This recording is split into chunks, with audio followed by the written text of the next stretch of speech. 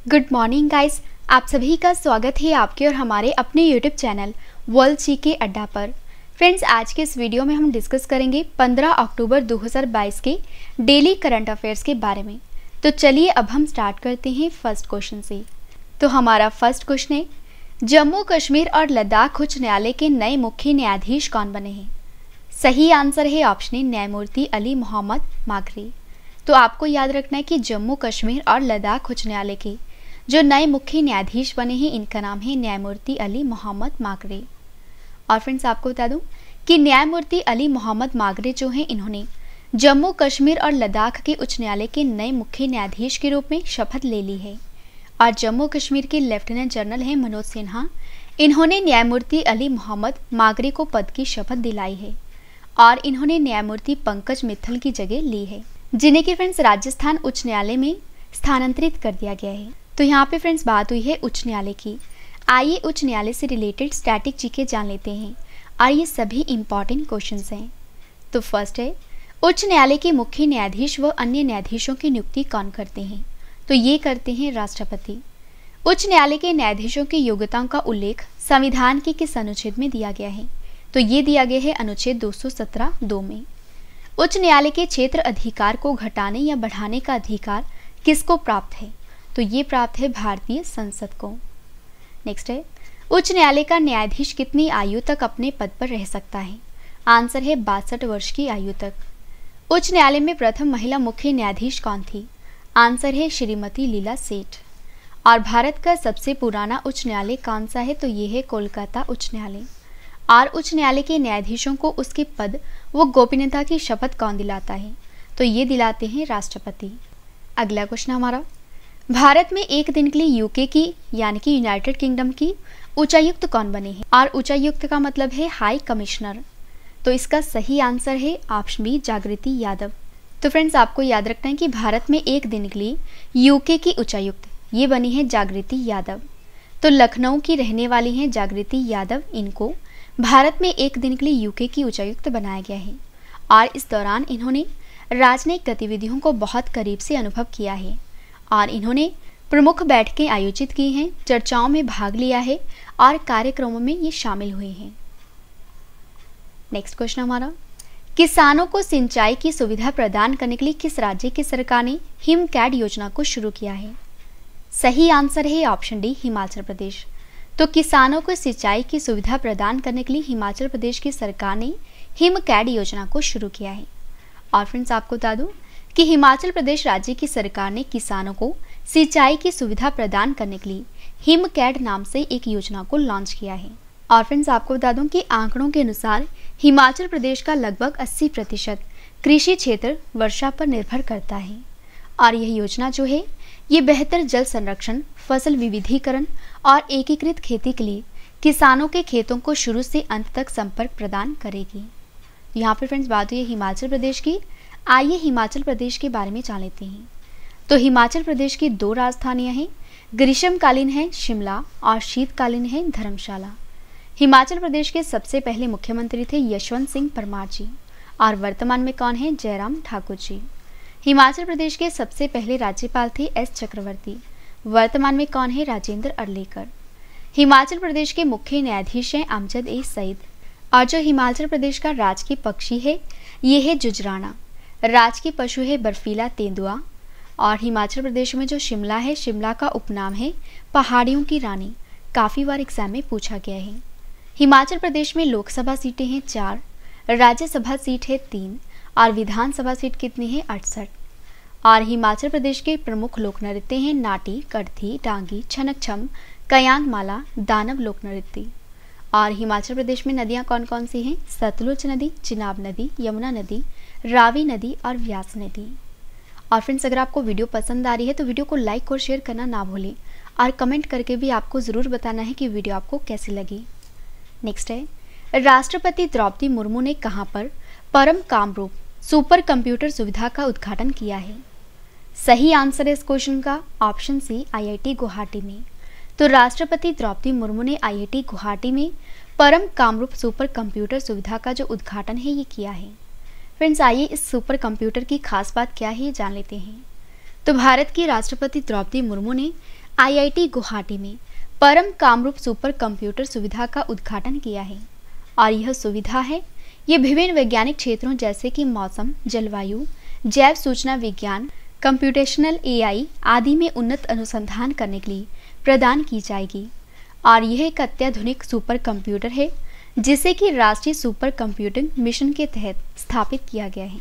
अगला क्वेश्चन हमारा, times higher education ranking 2023 में कौन सा भारतीय संस्थान पहले नंबर पर है? सही आंसर इस क्वेश्चन का option D, IISc Bengaluru. Friends, आपको बता दूं कि हर साल टाइम्स हायर एजुकेशन रैंकिंग को जारी किया जाता है और जिसमें ये बताया जाता है कि कौन सा विश्वविद्यालय सबसे अच्छा है। तो टाइम्स हायर एजुकेशन रैंकिंग 2023 में जो भारतीय यानी कि IISc बेंगलुरु है ये पहले नंबर पर रहा है। तो IISc ने भारतीय संस्थान के बीच 2023 टाइम हायर एजुकेशन रैंकिंग में पहला स्थान हासिल किया है। और IISc बेंगलुरु जो है ये शीर्ष 300 की सूची में एकमात्र भारतीय विश्वविद्यालय है।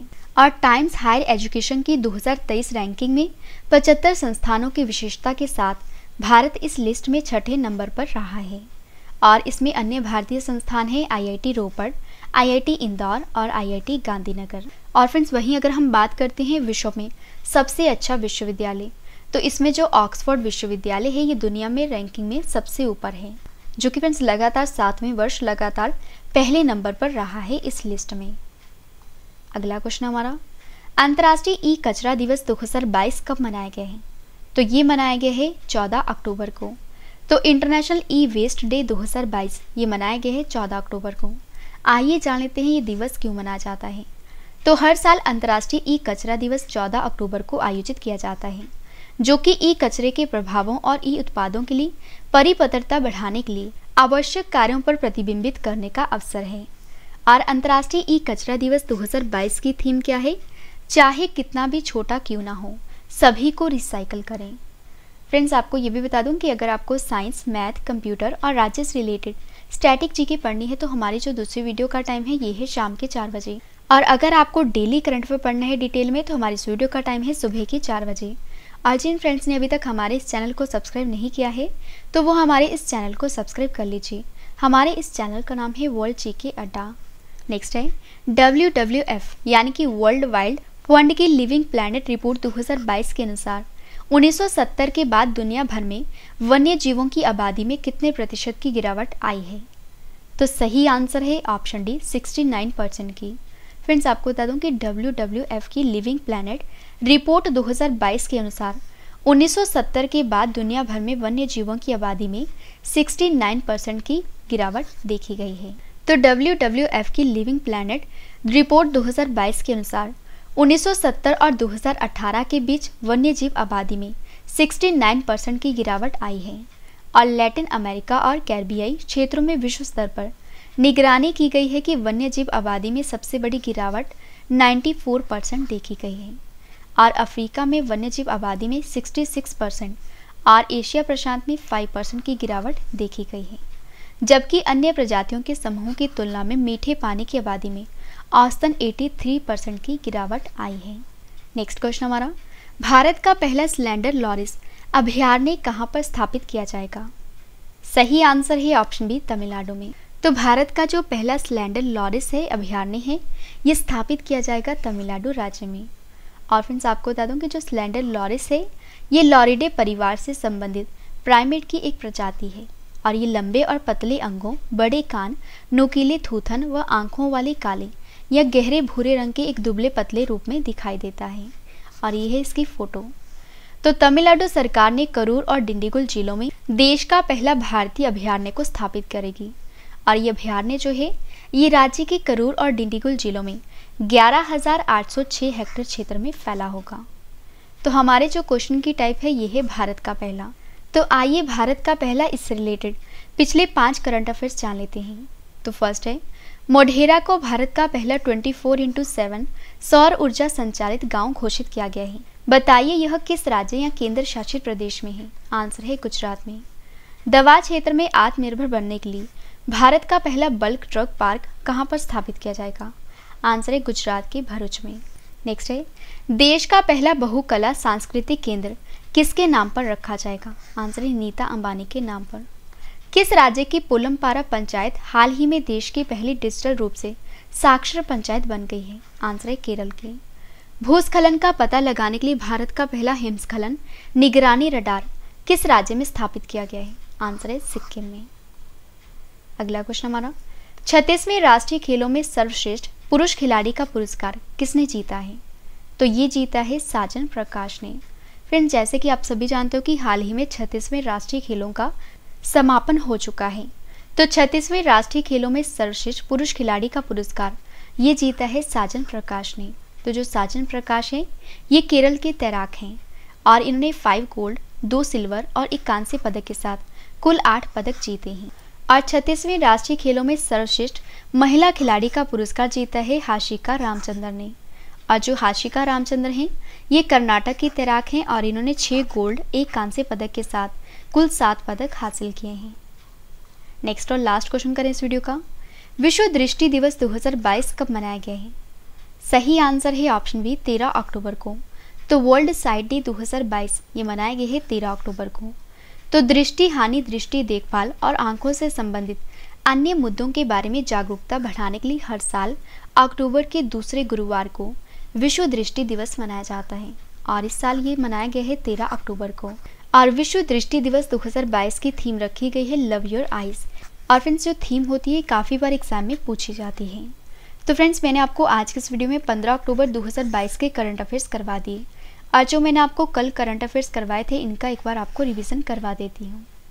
तो फर्स्ट है, भारतीय क्रिकेट कंट्रोल बोर्ड के नए अध्यक्ष कौन बने हैं? आंसर है रोजर बिन्नी। न्यायमूर्ति उदय उमेश ललित के बाद भारत के 50वें मुख्य न्यायाधीश कौन बनेंगे? आंसर है न्यायमूर्ति DY चंद्रचूड़। अंतरिक्ष में शूट करने वाले पहले अभिनेता कौन बने हैं? आंसर है टॉम क्रूज।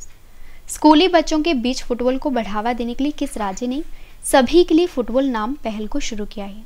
आंसर है ओडिशा ने शुरू की है। असमानता कम करने के लिए प्रतिबद्धता सूचकांक 2022 में जो भारत है ये कौन से नंबर पर है? तो ये है 123वें नंबर पर।